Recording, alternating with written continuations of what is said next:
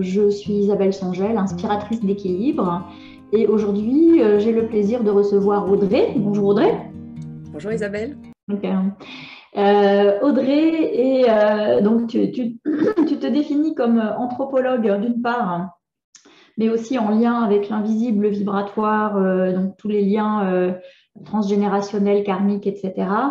Et ce sont des sujets sur lesquels tu interviens comme praticienne.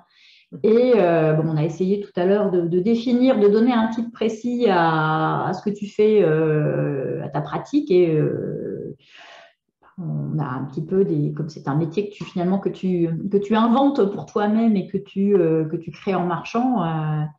On n'arrivait pas à trouver un terme. Donc, ça peut nous renvoyer à ton dernier livre qui s'appelle Éloge des métiers hybrides, que vous pourrez trouver sur son site internet, www.audrey-chapeau, chapot.com. Voilà. Donc, je mettrai le lien de toute façon sous la vidéo. Donc, alors Audrey, moi, ce qui m'intéressait aujourd'hui, c'est de parler avec toi des objets et d'avoir ta vision sur ce vaste sujet avec à la fois ta double casquette d'anthropologue et donc de praticienne en lien avec l'invisible. Donc, est-ce que tu peux… donc, la première question que j'aimerais te poser, c'est pour toi, est-ce qu'il y a différentes catégories d'objets, en fait? Alors, il existe effectivement différentes catégories d'objets. D'un point de vue culturel, on peut se rendre compte qu'il y a différentes catégories. Et il y a différentes catégories parce qu'en fin de compte, ce sont des fabrications des êtres humains. On a fabriqué des catégories, elles se sont imposées à nous aussi au fur et à mesure du temps. Donc, aujourd'hui, dans notre environnement, en fait, on est entouré d'objets manufacturés, on est entouré d'objets industrialisés, on est entouré d'objets anciens, d'objets récents. Il y a tout un tas de types d'objets qui, par leur nature, reviennent à des catégories différentes. Mais si on prend des populations extrêmement anciennes, des cultures extrêmement anciennes, ou si on prend par exemple les peuples premiers aujourd'hui, on se rend compte que chez eux, il y a plus ou moins qu'une seule catégorie d'objets, c'est-à-dire que les objets sont vivants. Les objets sont vivants, ce que moi j'appelle le sacré, dans mes différentes interventions ou dans les ouvrages, je fais souvent référence à cette notion-là, qui nous manque aujourd'hui dans notre société, dans notre civilisation actuelle. Et le fait de considérer que les objets sont comme les êtres humains, comme les animaux, comme les plantes, comme les minéraux, des êtres à part entière, et que donc on peut communiquer avec eux. Ils sont vivants, l'interaction est possible, c'est-à-dire il n'y a pas seulement l'être humain qui communique à l'objet, mais l'objet peut communiquer à l'être humain. Ça, ce sont des conceptions extrêmement anciennes et qu'on retrouve sur tous les continents de la planète. Et donc, on peut se poser la question… Pardon, chez nous aussi, on a ces traditions-là aussi en Occident. Historiquement, oui. Historiquement, oui. Et donc, on peut se poser la question, comment ça se fait? Est-ce que les objets sont vivants par eux-mêmes ou est-ce qu'on les rend vivants? Là, voilà, ça devient un petit peu plus intéressant. Aujourd'hui, en fait, on est issu d'une civilisation avec des modes de pensée et des conditionnements, des organisations qui ont fait qu'on a pris l'habitude d'utiliser les catégories d'objets sacrés, objets profanes. Oui. Un terme très, très utilisé, notamment en ethnologie, en anthropologie, etc. Mais on part sur ce principe-là que les objets de tous les jours sont des objets profanes et qu'il existe des objets sacrés qui aujourd'hui font référence à des objets religieux. Il y a eu là encore cet amalgame de mis en place. Et que donc les objets sacrés sont des objets qui se rapportent à la sphère religieuse et tous les autres objets sont des objets profanes. Ça, c'est une façon de catégoriser des objets. Maintenant, on peut aussi prendre comme point de repère les objets industrialisés, les objets manufacturés. Alors là, c'est pareil, c'est une catégorisation un petit peu rapide, mais c'est juste pour donner l'ordre d'idée. Les objets manufacturés, on est avec une fabrication à la chaîne d'une grande quantité d'objets similaires, identiques, même parfois tout en plastique. Donc là, on est sur quelque chose d'inerte, hein, complètement, voilà. Et à côté de ça, il y a des objets manufacturés, artisanaux, parfois en pièces uniques, où l'artisan prend du temps, met de lui dans la fabrication.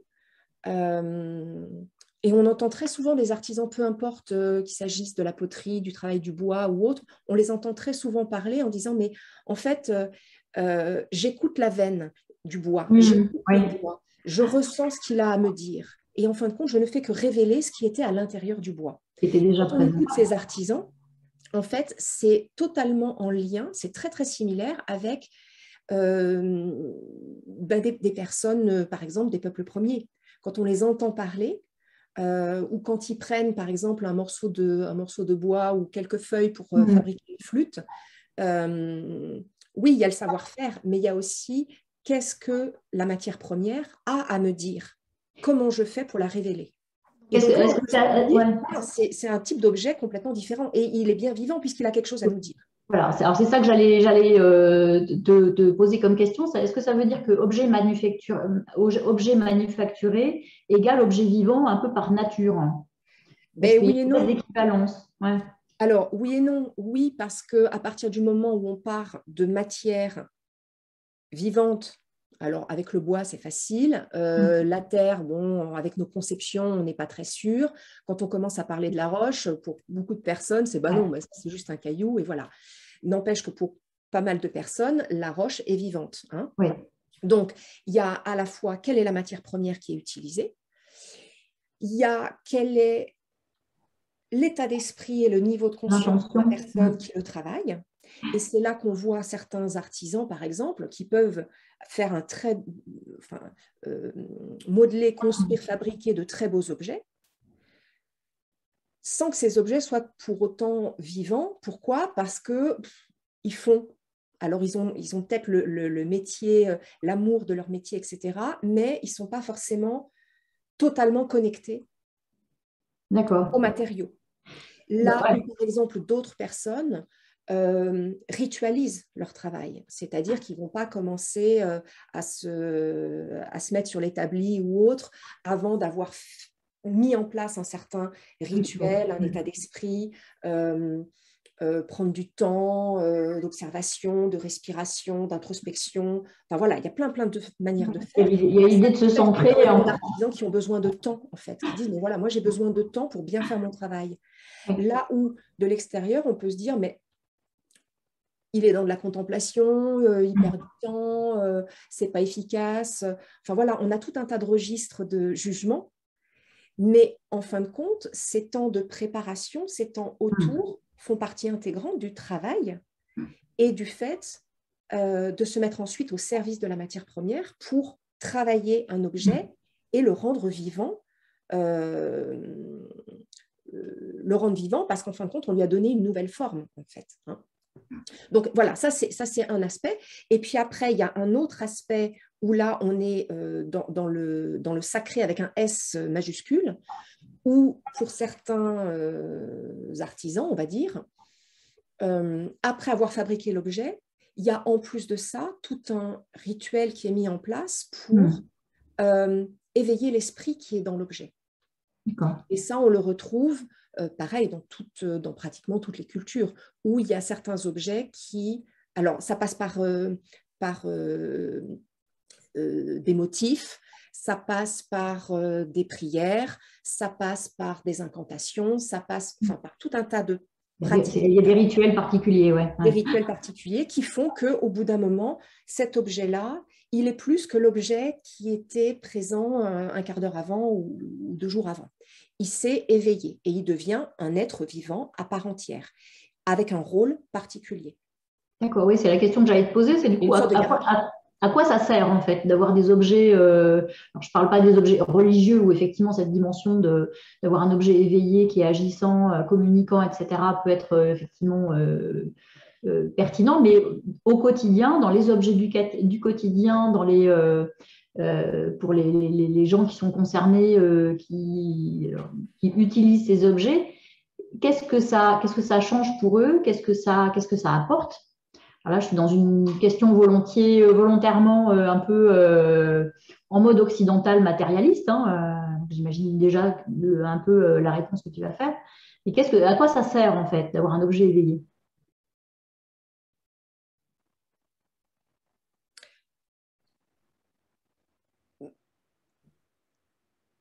J'aime pas la manière dont tu as posé la question. Ok. C'est volontiers, c'est volontairement un peu. Alors, attends, on va essayer. Je vais essayer. On va essayer de retomber sur nos pattes. Les objets sont des intercesseurs. Ouais. Comme l'être humain est un intercesseur entre la terre et le ciel, entre le visible et l'invisible, etc. Comme les animaux sont des intercesseurs, comme les plantes sont des intercesseurs, voilà, tous les règnes, tout ce qui existe est une partie d'un tout qui permet de créer du lien entre des choses, entre des individus, entre des lieux, entre des temporalités. Voilà, on est tous des intercesseurs. Hein. Donc, un objet est un intercesseur aussi. Mais ce n'est pas qu'un objet, c'est-à-dire qu'une parure, enfin, des tatouages ou un maquillage, c'est aussi une façon de rentrer en communication d'une manière différente avec notre entourage et avec les objets, les individus qui nous entourent. Donc, un objet, il a un rôle d'intercesseur. Donc, si on prend par exemple une cuillère en bois pour tourner le repas qui se prépare, c'est certes très utilitaire, on a besoin de quelque chose pour touiller, mais quand on se rapporte à des états d'esprit où l'être humain est une partie du tout et doit préserver l'équilibre de l'environnement dans lequel il vit, le fait de touiller, ça veut dire quoi? Ça veut dire je suis en train de préparer quelque chose pour me nourrir, mon repas. Et donc, si mon repas n'est pas fait avec cœur, bienveillance, volonté, conscience, etc., ce ne sera pas un bon repas. Donc, je ne me nourrirai pas de manière complète, optimale. Ouais. Donc, la cuillère est une manière de traduire le fait que j'ai besoin que mon repas soit un bon repas. Pas uniquement gustativement, mais sur tous les plans. Et ça pose plein de questions, ce que tu dis là, parce que ça veut dire que tous les objets qui visent à automatiser des choses, par exemple, typiquement, si tu utilises un mixeur, pour reprendre ton exemple de la cuillère, ça ne donne pas le même effet. Et ça pose aussi la question de la présence à ce qu'on fait, en fait, le fait d'être complètement conscient dans le fait que je prépare je touille ou j'épluche mes patates, mais c'est parce que je prépare un repas pour nourrir des gens que j'aime, etc. Si je ne suis pas dans cette présence-là et que je pense à autre chose, à mon chef qui m'a mal parlé ou je ne sais pas quoi, c'est pareil, énergétiquement, il va se passer autre chose, en fait. C'est ça que tu dis, en fait. C'est exactement ça que je dis. Et ça, c'est valable pour absolument toutes les activités de notre quotidien. Ce qui est extrêmement difficile à comprendre de nos jours dans notre société, parce qu'on est happé par des modes de fonctionnement, par des contraintes, par des rythmes qui font que la qualité de présence est quand même très rare. Et c'est ça qui nous rend malades. C'est ça qui nous appauvrit. Et c'est bien de ça dont il est question, en fin de compte, en ce moment, depuis des années, qu'il y a cette tendance au bien-être, au développement personnel, enfin voilà, toutes ces apprendre soin de soi, mais aussi au sport, au yoga, enfin voilà, méditation, enfin toutes ces activités-là, au-delà des effets de mode, et des travers, des effets de mode qu'il y a à chaque fois. Ouais. Ça dit quoi de notre société? Ça dit on a besoin de temps d'introspection, de temps pour nous, de temps de qualité de présence. On a besoin de retrouver ça parce qu'on l'a perdu. Oui, puis ce lien avec l'invisible, alors si on peut l'appeler le sacré ou peut-être pas, hein, je ne sais pas, mais en tout cas, il y a une qualité de lien, en fait. C'est ça que tu décris. C'est que, moi, ce que j'entends, c'est que finalement, les objets, la matière, hein, parce qu'un objet, c'est avant tout matériel quand même, enfin, c'est matériel en tout cas, il cristallise une intention ou une énergie qui est soit en fait incrustée dedans ou cristallisée dedans par la personne qui fabrique cet objet ou par autre chose, par des rituels ou des présences qu'on appelle pour qu'elles viennent incarner, animer cet objet en fait. C'est ça que... Mais il y a à la fois, voilà, il y a à la fois la qualité de la matière première de départ, ouais. Il y a la posture, l'intention, la qualité de présence et le niveau de conscience de la personne qui l'a fabriqué. Hein, le terme n'est pas très joli, mais bon, c'est ce qui est plus évident, qu'il l'a fabriqué. Et après, il y a toutes les empreintes des différents utilisateurs. Oui, donc là, ça pose la question des objets de réemploi ou des objets de seconde main, en fait. C'est ça que tu dis. Et c'est ça la notion d'appropriation. Je veux dire, c'est exactement la même chose. Si je prends un parallèle par rapport à ton activité, Isabelle, c'est exactement la même chose qu'avec les lieux. C'est-à-dire que quand on rentre dans une maison, dans un appartement, pour certaines personnes, on rentre dans un endroit et on va se dire là, je ne peux pas. Il y a un truc qui fait que ça ne va pas, même si sur le plan, l'appart est fantastique. Et dans d'autres endroits, on ne sait pas pourquoi, c'est absolument pas nos critères, mais là, je me sens bien. Et bien, c'est la même chose qui se passe avec les objets. Il y a des objets qu'on prend, ça passe tout de suite. Il y en a d'autres qu'on prend, non, ça, c'est pas pour moi. Au-delà de l'aspect esthétique et de l'utilité de l'objet. Simplement, il y a des communications qui se font, il y en a d'autres qui ne se font pas. Et puis, il y a des objets qui ont besoin d'être, comment je veux dire, apprivoisés, parfois. Parfois, certains objets se domestiquent aussi. Enfin, voilà. Après, on peut... ce dont il est question, c'est de l'appropriation, en fin de compte. Qu'est-ce qui fait que... il y a quelque chose de nous dans cet objet et l'objet nous parle. Donc, ça veut dire que quand, par exemple, on prend un objet de seconde main et qu'on a... Enfin, moi, effectivement, il y a des objets, quand je les prends, j'ai juste envie de les reposer tout de suite, quoi. Ils me brûlent les doigts, en fait. Donc, ça peut être soit dans l'objet, soit un peu des couches des anciens utilisateurs, en fait, qui seraient déposés sur cet objet, en fait. Mais complètement. Enfin, quand on achète, par exemple, je vais prendre un exemple très, très banal et exprès fort. Si on achète des objets, des bijoux de seconde main, par exemple, on achète une bague parce qu'on la trouve jolie, voilà, elle nous va bien, et puis on est attiré par cette bague. Mais qui a porté cette bague avant, pendant 20 ans ou 30 ans? Alors, le cristal, ouais, c'est réputé particulièrement de se charger, en fait. Hein, et, effectivement, on dit qu'il faut à la fois le métal. Voilà, par exemple, si on prend une bague, il y a à la fois le métal, et puis il y a la pierre, ou les pierres s'il y en a, mais bon, même si c'est juste un anneau en or ou un anneau en argent. Qui l'a porté? C'était quoi comme bague? Qui lui avait offerte?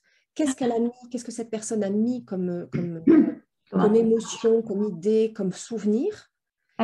Et là, on est dans les mémoires. Et donc, les objets sont porteurs de mémoire, tout comme les individus sont porteurs de mémoire. Enfin, moi, dans ma pratique, c'est de ça dont il est question. Les gens viennent me voir parce que, voilà, il y a des problématiques ou des freins, ou voilà, ils ne comprennent pas des choses qui se passent, des choses récurrentes qui se passent.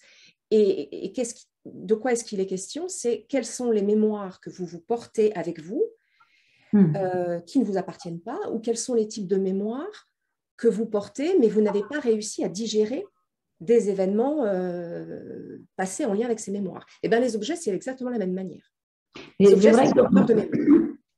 On a eu différentes séances ensemble, hein, Et effectivement, il y a eu des séances où tu me disais, ça parle d'un objet, en fait. Il y a un objet, et surtout des livres. Hein. C'est surtout sur des livres hein, qu'on a eu vraiment des échanges là-dessus. Donc, le livre, c'est un objet particulier ou parce qu'il y a le message qui est véhiculé par le livre, hein, il y a sa Alors, matérialité, et il y a le contenu aussi. c'est ça, il y a le contenu. Si l'objet en question, c'est une Bible, Mm. ce n'est pas la même chose que si c'est un recueil de contes pour enfants. On n'est pas tout à fait dans le même Ouais. registre.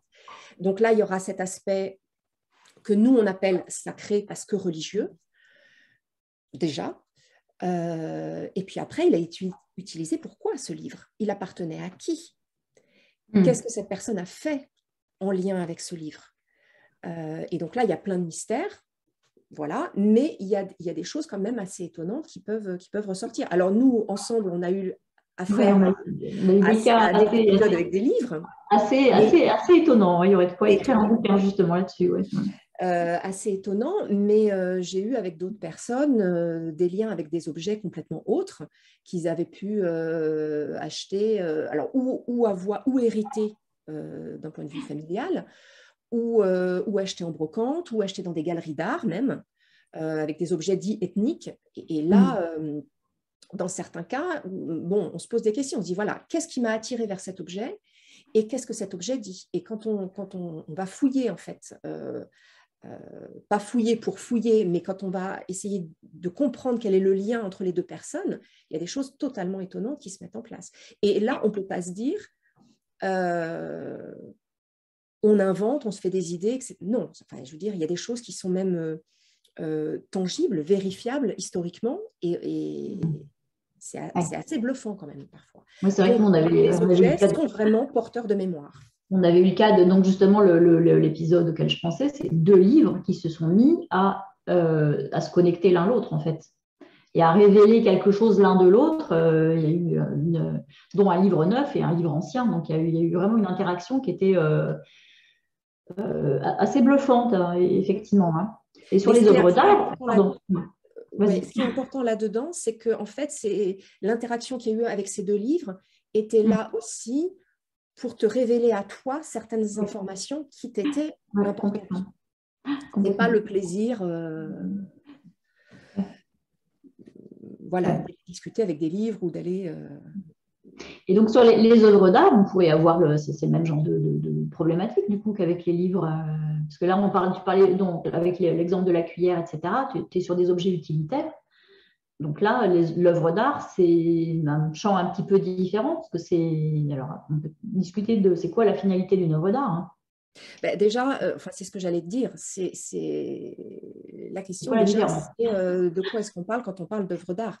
Alors, Hmm. moi, d'un point de vue anthropologique, je vais écrire quelque chose là-dessus aussi prochainement. Enfin, je ne veux pas donner de délai parce que j'ai en cours, mais Ça viendra quand ça viendra. ça fait partie des sujets.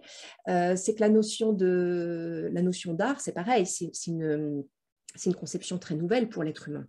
Hmm. De différencier l'artisanat de l'art ou de la création, hein, peu importe, même si ce Hmm. n'est pas de l'artisanat, mais création, art, création, artisanat, objet utilitaire et art, œuvre d'art à exposer, voilà. Ça, c'est une invention très récente. Ouais. Dans nos ancêtres ne faisaient pas cette différence. Tout était art, d'une certaine manière. Tout était art et rien n'était art. C'est juste, voilà, on crée. Voilà, l'être humain est un être de création, donc il crée des objets utilitaires, il crée aussi d'autres choses, il crée du jeu, il crée du beau, voilà, il crée plein de choses. Après, qu'est-ce qui fait que une création est aujourd'hui associé à une œuvre d'art ou plutôt à un artisanat, ça, bon, c'est un débat qui est extrêmement complexe. Ouais, Et c'est aujourd'hui, flou, si ouais. on prend par exemple les objets ethniques, hein, si je reprends sur cet exemple-là, quand on va aujourd'hui dans des galeries ou autres qui exposent des objets dits ethniques, donc d'autres cultures, parfois sont exposés des objets totalement utilitaires. Hmm. Rien à voir avec un tableau qu'on peut voir un tableau ou une sculpture qu'on peut voir dans notre conception de l'art occidental et français. Oui. Je fais des raccourcis. Donc, oui, mais non, mais c'est vrai qu'il y a eu... de l'art serait horrifié de m'entendre de reparler de cette manière-là, mais voilà, d'un point de vue anthropologique, en fin de compte, on se demande, mais de quoi est-ce qu'il est question? Quand on va acheter, par exemple, une ancienne boîte à phare en bois asiatique, il est question d'une petite boîte utilitaire. N'empêche que c'est vendu dans une galerie d'art parce que c'est une boîte qui a 150 ou 200 ans, qui vient d'Inde ou du Pakistan, et donc c'est magnifique. Oui, c'est magnifique, mais... Ouais, ça n'a pas été conçu pour être magnifique, ça a juste été conçu avec un usage au départ, quoi. Mais oui, sachant que la notion de beau est quand même inconditionnelle historiquement, c'est-à-dire que toute création doit être belle, quoi. Historiquement, enfin, répond à des critères de beauté, alors qui sont variables culturellement, mais l'aspect esthétique, enfin la notion de parure est extrêmement importante. Alors, les archéologues ont découvert et continuent de découvrir tout un tas de vestiges extrêmement anciens, mais on se rend compte que la plus ancienne parure aujourd'hui découverte, donc des ensembles de colliers, donc de perles en os, ont été découverts pas chez l'Homo sapiens, avant l'Homo sapiens. D'accord. Tout ça pour dire que la notion de parure, et donc qui dit parure dit aussi message et esthétisme, hein, d'une certaine manière, renvoyer des signes pour, c'est avant l'Homo sapiens. Ah, d'accord. Donc on est sur... Et ça, c'est ce qu'on a retrouvé, c'est sans parler des peintures corporelles ou autres, ou des parures peut-être végétales, où là, on n'a plus de traces, puisque forcément, ça a été détruit depuis très longtemps.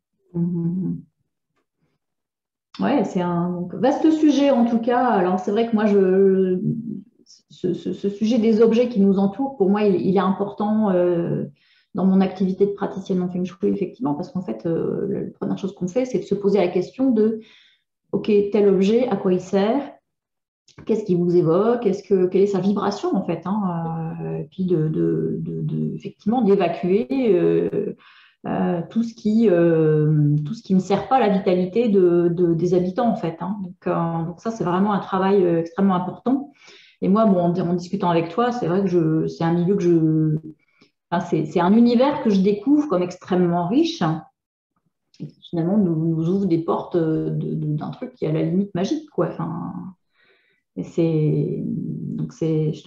cas, je te remercie pour cette première séquence de partage. J'imagine que voilà, c'est peut-être quelque chose qu'on poursuivra sous une autre forme ou sur d'autres thèmes. On verra, on en discutera, mais en tout cas, voilà. En tout cas, je te remercie de tout le contenu que tu nous as transmis. Et puis, écoutez, à vous qui nous écoutez, j'espère que ce contenu vous aura intéressé. En tout cas, n'hésitez pas à nous faire commentaire de ce que vous en avez pensé, ce que ça évoque, est-ce que ça vous parle ou pas. Voilà, en tout cas, vos commentaires seront les bienvenus. Puis s'il y a d'autres thèmes sur lesquels vous avez envie qu'on échange, en tout cas, n'hésitez pas aussi à nous le préciser. Voilà, à très bientôt Audrey. Je te remercie en tout cas. Je te dis à très bientôt.